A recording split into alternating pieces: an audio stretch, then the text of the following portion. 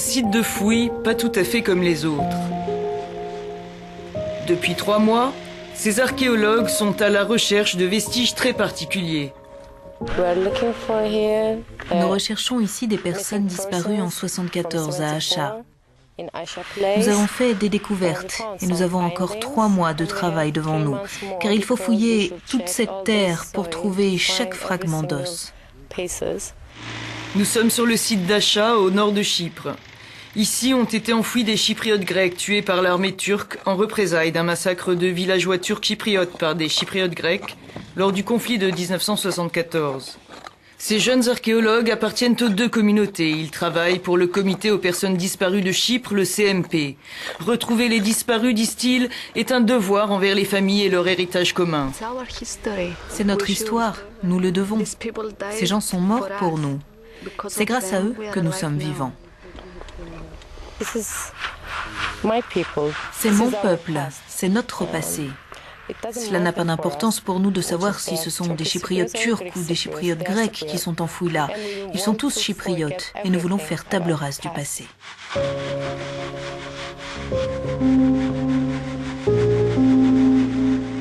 Le passé, ce sont les affrontements sanglants des années 60 et 70 entre communautés grecques et turques de Chypre. L'île est divisée depuis l'invasion de l'armée turque au nord en 1974, en réponse à une tentative de coup d'État de nationalistes chypriotes grecs. Au nord, la République autoproclamée turque chypriote n'est reconnue que d'Ankara. Au sud, la République de Chypre où vit désormais la communauté grecque et membre de l'Union européenne. Co-dirigé par l'ONU et des représentants grecs et turcs chypriotes, le comité pour les personnes disparues gère le seul programme bicommunautaire de l'île. Pour la première fois, les gens réalisent que l'autre côté a vécu la même agonie, la même tristesse, les mêmes histoires. Si nous voulons regarder devant nous, aller de l'avant, nous devons clore ce chapitre de notre histoire. C'est un projet très important. Chypriote turc, Turgut Ahmet a disparu en août 1974 avec 2 de ses frères, emmenés de leur village sous les yeux de leur famille par un groupe de Chypriotes grecs. Certains étaient leurs voisins. 13 jours avant, son épouse donnait naissance à leur 4e enfant. Elle nous confie sa souffrance aux côtés de sa belle-sœur. Ici, c'est mon mari Turgut. Ici, c'est Arif. Et ici, Hussein. Avec tous les autres de notre village, 17 personnes, ils sont venus les chercher tous ensemble, ils sont partis. Depuis, on n'a jamais cessé d'espérer. Je crois toujours qu'ils vont frapper et apparaître à la porte. On veut que la vérité sorte de sous terre. Depuis 35 ans, on attend, on vit avec cette histoire, ça nous rend malades, tous les jours.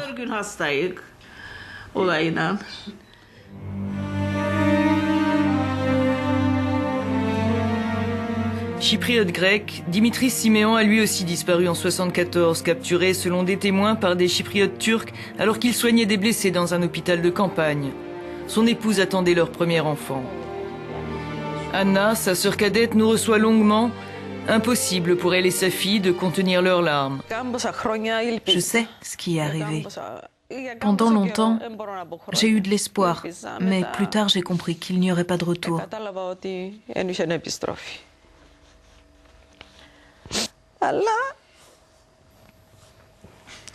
Mais quand il s'agit d'un être aimé et qu'on ne sait pas où il a été jeté, on ne peut pas être tranquille. Pour cela, il faut retrouver ses ossements pour qu'ils soient enterrés et qu'on sache où se trouve sa tombe, pour qu'on puisse se recueillir et enfin trouver la paix.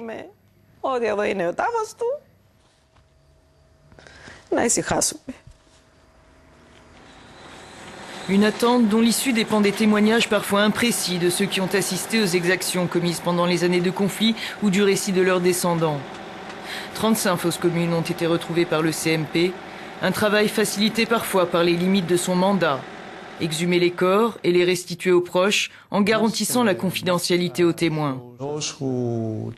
Ceux qui ont décidé de créer ce comité ont sagement pensé, à mon sens, que si ce comité était purement humanitaire, indépendant des aspects policiers et judiciaires, cela aiderait et encouragerait les témoins à se manifester. C'est dans ce laboratoire que sont reconstitués les squelettes des disparus. Un travail de fourmi pour cette équipe d'anthropologues, elle aussi bicommunautaire. Les moindres débris sont réassemblés en fonction des recherches ADN possibles depuis peu. C'est ici aussi qu'en compagnie de psychologues, les familles redécouvrent pour la première fois leurs proches disparus. Exhumer des os, c'est aussi exhumer le passé. C'est aussi exhumer les horreurs qui ont accompagné ces disparitions. Et c'est à chaque communauté d'y faire face, et à Chypre en tant que telle. Mais sans cela, pas de réconciliation possible.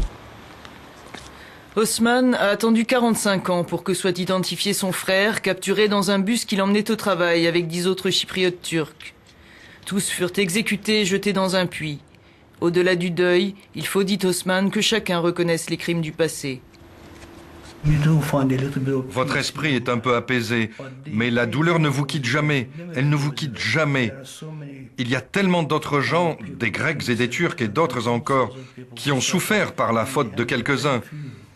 Je ne veux pas de vengeance, je ne veux aucune sorte de compensation ou quoi que ce soit de ce genre.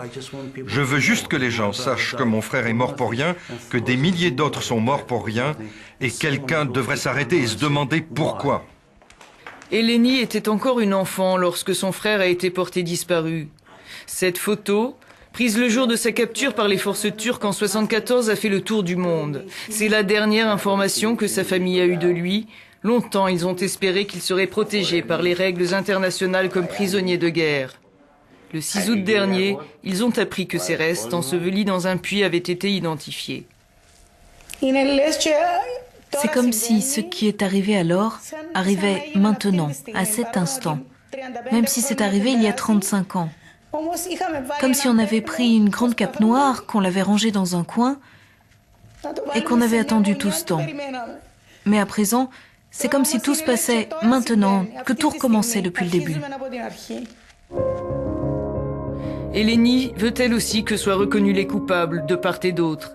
Mais comme tous ceux que nous avons rencontrés, elle veut croire à la paix entre les deux communautés.